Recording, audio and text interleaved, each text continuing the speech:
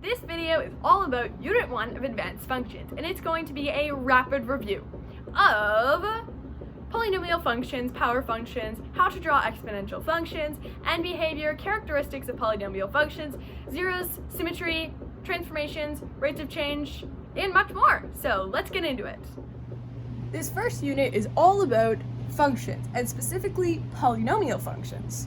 So we better know what they are. So here's a definition. All polynomial functions have exponents, but they aren't just any exponents.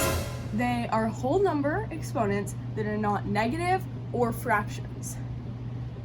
If you ever see a graph, it also has to pass the vertical line test, meaning that if you draw a line through the graph, it only crosses the graph in one place. Let's compare these examples versus non-examples. So this example has an exponent of 3 and 2. So both of those are positive and not fractions, so this is a polynomial function. The next two examples both have x to the exponent 1. The 1 is normally not written, but you have to just imagine it there in order to identify this correctly as a polynomial function. This example is a little more tricky, as it's y equals 4, which would just be a straight line, right? So the x to the 0 is sort of implied, but you never would normally write that, as it's just a straight line, there's no variables, so you just have to think it and know this example so you don't get confused. Here we have a basic parabola. Yes, it passes the vertical line test, so it passes. So here are some examples that you have to be careful about. So you have y equals root x. This can be rewritten in the form of x to the exponent 1/2. So that would mean it's not a polynomial function, as the exponent is a fraction. Here we have an exponential function where the exponent is actually a variable, right? So this is actually the exact opposite of a polynomial function. So the exponent, since it's a variable, it can be any number. So that means it could be a fraction, it could be negative, so therefore it doesn't count as a polynomial function.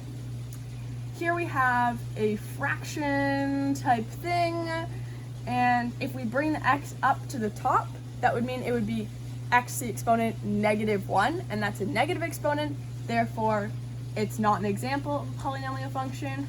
And lastly, we have a circle. Now, if I draw a line through the circle, it passes the circle in 2 spots, which means it doesn't pass the vertical line test, therefore it's not a polynomial function. So you may hear the term power functions, which just mean it's the simplest polynomial function. It's actually a monomial function, but many teachers will just call it a polynomial function to make it easier. You know it's monomial because it's only one term. So it's just in the form of this. F of x equals a x to the exponent n. And just for curiosity's sake, I want to include it's the opposite of an exponential function, which, as you can see in this example, the variable is in the bottom, but in this example, the variable is actually the exponent. So these two are opposite, so don't get them mixed up on the test. Here we have how to draw exponential functions. Now, if you've never seen this before, it may be a little confusing, but it's actually very simple once you get the hang of it. So this first example, I'm sure you've all seen in grade 9, maybe grade 8. It is just a basic line. It's a linear function with x to the exponent 1. And this actually has point symmetry. Now that means that if it's rotated 180 degrees around the origin, right? And it has symmetry around the point. This is a quadratic function, and there's line symmetry. So if you put a mirror down in the middle, it's the same on both sides. This one may look a little different if you've never seen it before. It's called a cubic function, and that means it's y equals x to the exponent 3. Now this point in the middle is an inflection point. Now an inflection point looks like that. It goes up and pivots, so it goes from the negative side to the positive side. You just have to remember what it looks like, and this of course has point symmetry, as both sides are the same if you rotate 180 degrees. Now down here we have two more examples. Basically, if you know these three, you're good to go, because after that, it just repeats. So here we have an even function. So y equals x to the exponent 4, right? And that, since it's even, it would just be like a quadratic one. It would just have a longer base, okay? And if we have an odd exponent that's greater than 3, again, it would just have a longer base. And the linear function over here never repeats again. It's just, it goes back and forth, even and odd, even odd, even odd, like that. So that's important, so you know how to draw exponential functions. Okie dokie, so we're ready to move on to end behavior. Now, end behavior simply describes the function to the right of and to the left of the x-axis. Now, as you can see in the first example, I've drawn on positive infinity, negative infinity, negative infinity. I've actually done that for all of the examples just to make it a little clearer in case you're confused. So if you look down here, this is what end behavior really is. Below that, I've included what quadrant the graph goes from, and I've read it in order of left to right. So this is the simpler version of end behavior, which you may be introduced to first. However, the version above is actually the mathematically correct version. So I'll go over the easier one first. And when I'm determining what quadrant the graph extends from, you always read the graphs from right to left, like you'd read a book. Okay? So this graph, this parabola, extends from quadrant 2 to quadrant 1. Now, if you just need a little reminder, the quadrants are labeled as such. 1, 2, 3, 4.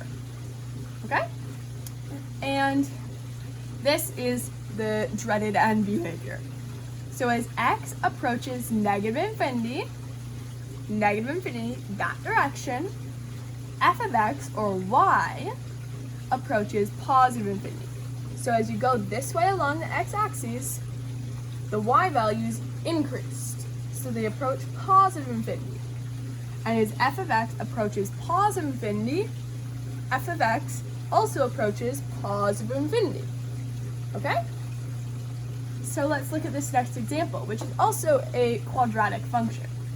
So this quadratic function extends from quadrant 3 to quadrant 4.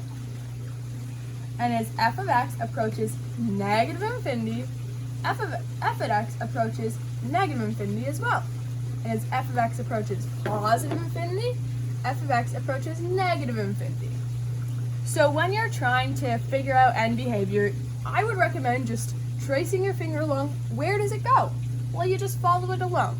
You always start with x. You go x to negative infinity, and x approaches positive infinity. That's the order you do it, and then you just trace, where does f of x go? Where does the actual graph go? So let's look at these bottom examples, which are both cubic functions. Cubic functions always go from 3 to 1 or 2 to 4, okay? So this one is a positive cubic function, so it goes from quadrant 3 down here to quadrant 1, and I trace as f of x approaches negative infinity, f of x approaches negative infinity as well. And as x approaches positive infinity, f of x approaches positive infinity as well. So again, you just trace it. It's the same thing every single time. This is a negative cubic function, so it's the opposite. It's like a reflection along the x-axis, right? So it extends from quadrant 2 to 4. As x approaches negative infinity, f of x approaches positive infinity. And as x approaches negative infinity, positive infinity, that should be a positive there, f at x approaches negative infinity. Let me just change that. Sorry, that should be positive. You always want to trace it. X approaches negative infinity, and then x approaches positive infinity. Now, we've learned how to draw a cubic function, quadratic, linear, and now we're going to learn how to draw weirdo ones with cubic, quadratic, and linear all in the same function, as it's polynomial, meaning it has more than one term.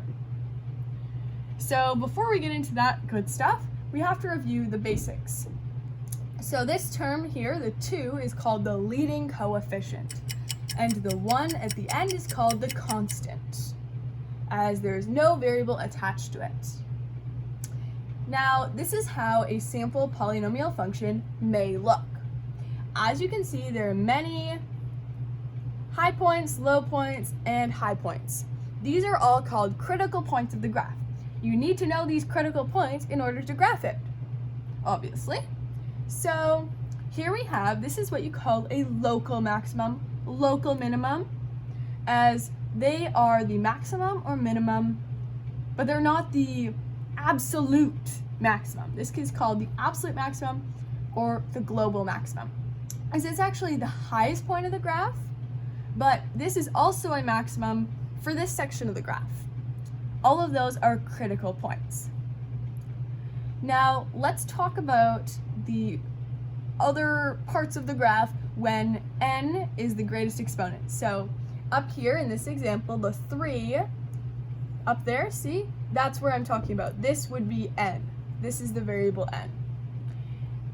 And all this stuff that we're about to learn is actually useful when you're matching their graphs to their equations, as these are all the maximum requirements that graphs need to follow. So n minus 1 shows the maximum number of local, minimum, and maximum points. So say n is 3, like in this example up here. Then 2, since 3 minus 1 is 2, there would only be 2 highest and lowest points, 2 critical points on the graph. That would be the maximum. So this graph does not match this graph. This graph, the exponent would have to be, there's 3 critical points, the exponent would have to be 4. That would be the lowest exponent possible. It could be higher, but 4 would be the lowest one possible. Okay? Here we have nth differences. Now, if you remember back to grade 9, you probably discussed first differences, second differences, maybe third differences. That would probably be the highest you've ever gone.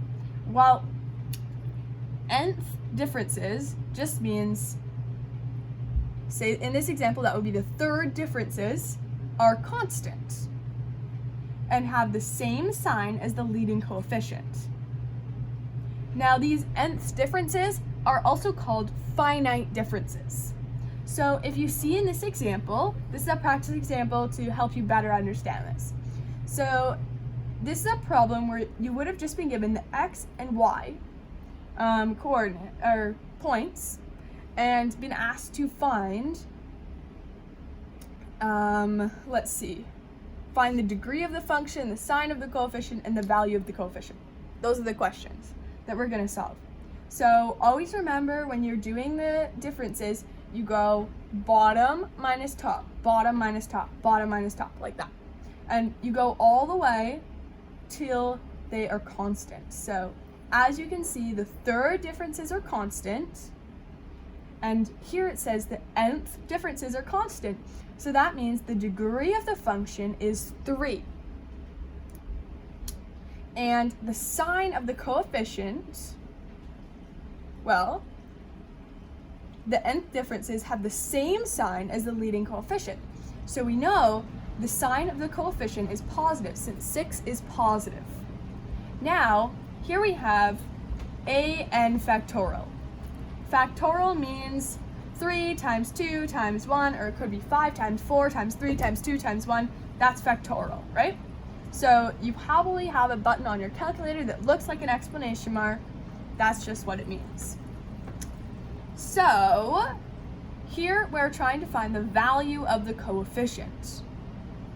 A is always considered the coefficient, and n, as we talked about earlier, is what we're defining as the greatest exponent, right? And we've already determined the degree of the function is 3, as the third differences are constant. So that means that A, we don't know, N, we do know, as it's 3 times 2 times 1.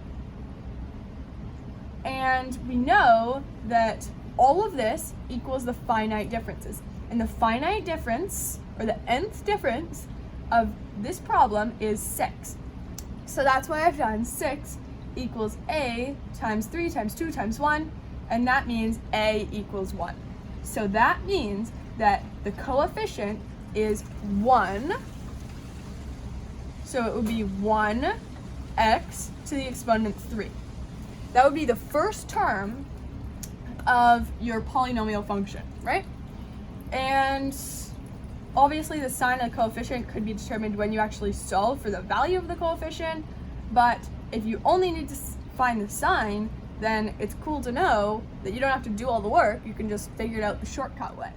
So the last characteristic we have yet to talk about is x-intercepts.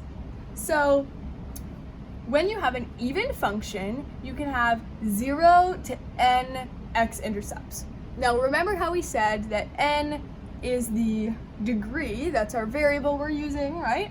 So an even function can have 0 x-intercepts, meaning that, let's pretend it's a parabola, right? The parabola would be above the x-intercept, or above the x-axis, right? So it could have 0, and it could have up to n x-intercepts. So let's say the degree of the function is 3. Then you could have a maximum of 3 x-intercepts. Okay, now let's look at this odd example. So an odd function can have 1 to n x-intercepts. So the reason is because an odd function has an inflection point, right? So that's where it goes like all wonky, right? And there's, excuse me, it has to cross the x-intercept in at least one spot, as this one going down would cross it, or if it's the opposite way, this one would cross, like it would have to cross in one spot. So that's why it's the lowest possible x-intercept is 1, and it could go up to, let's say the exponent is 3, so it could go up to 3 x-intercepts. So that's how you figure that out. Again, that's for like matching graphs to, matching the graph to the equation, or drawing it, using to check it, right? So now we're going to talk about graphing. Now the first step to graph is to factor the equation, if it's in standard form, in order to find the x-intercepts. Now once you find the x-intercepts, you can set all x to 0 to find the y-intercept. And now we're going to talk about the order of a 0. Now if you've never heard this term before, it is a little challenging, but it's easy to catch on to if you listen carefully. So an order of a 0 is the number of times a factor is repeated. So these are the factors in the brackets. They're the x-intercepts, so in this example, -1, that would mean that 1 is an x-intercept. And as you can see, this factor is only repeated once. So that means it has an order of 1. Here it is on the graph, and that would mean that the function just goes straight through that x-intercept, right? Straight through, similar to if you have an exponent of 1, y equals x, that it would go straight through, right? Straight through the x-intercepts, and it's just like a linear function, right? Now x plus 2 over here, as you can see, it's to the exponent of 2. So that means it's an order of 2.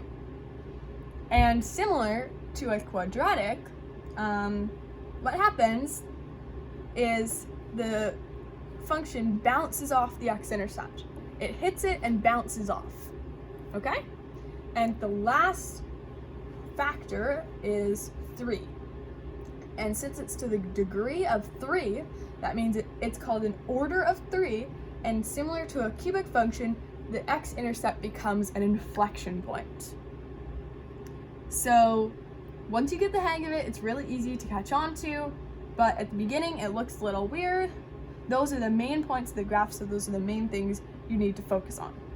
and you have to be able to, first of all, factor it, find the y-intercept. In this equation, it's up there, and then draw the graph going through the x-intercepts or bouncing off them correctly based on their order. What we're about to talk about are these weirdo, wonky equations. Now, the equations above are used to verify symmetry algebraically. So you can actually figure out symmetry in your head. However, if your teacher asks you to verify the type of symmetry the graph will exhibit, you need to know these two equations. So there's only two, it's not that hard to memorize, but it is something that you may need to memorize depending on your teacher.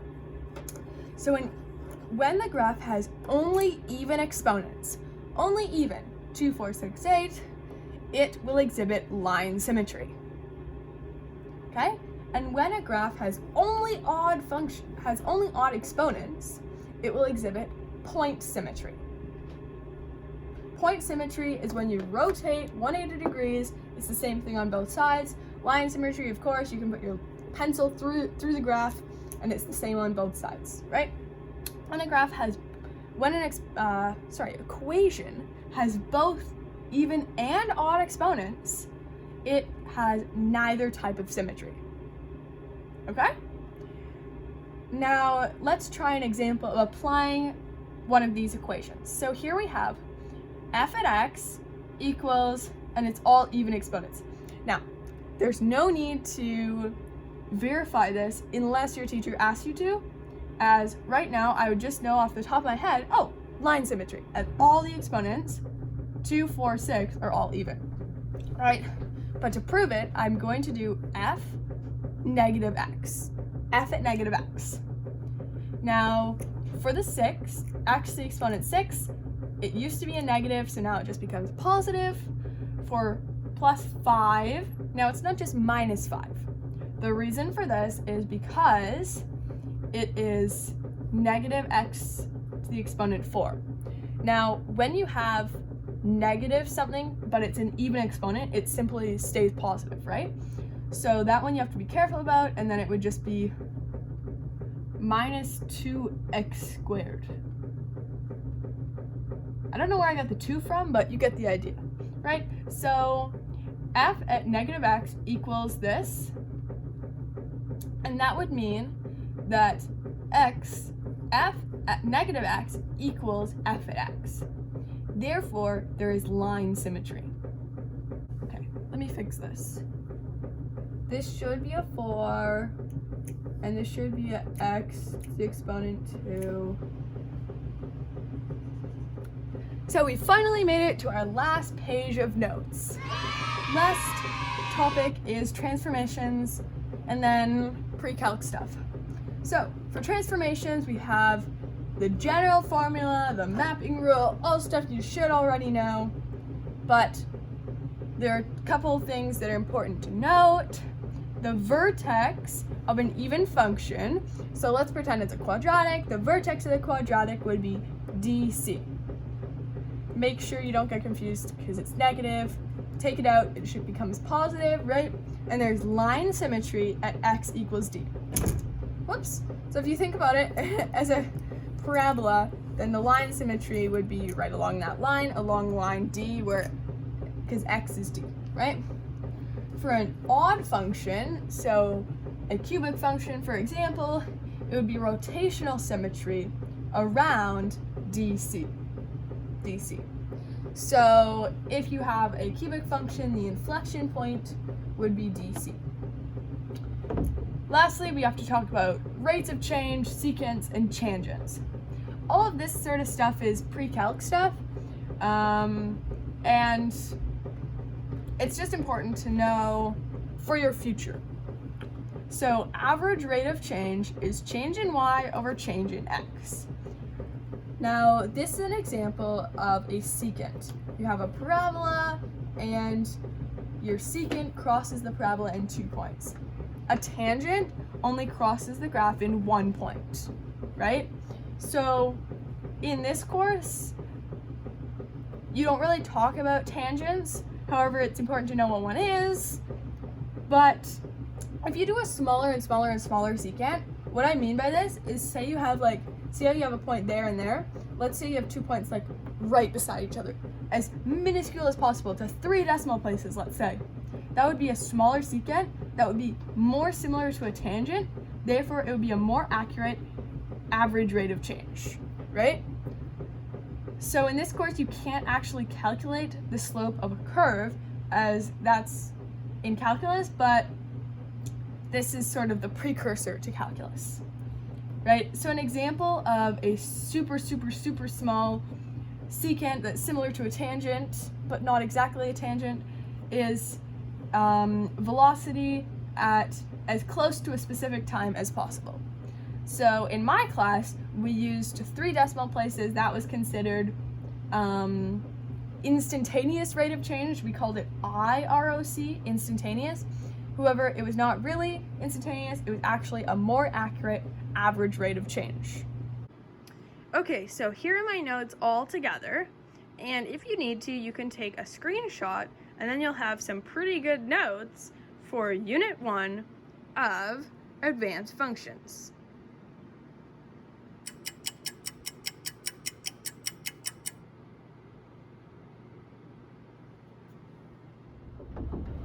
If this video is helpful, please like and subscribe down below. Now, I'll see you in the next video of Unit 2, Advanced Functions. And if you want some practice problems of Unit 1, Unit 2, all the units, please let me know in the comments down below.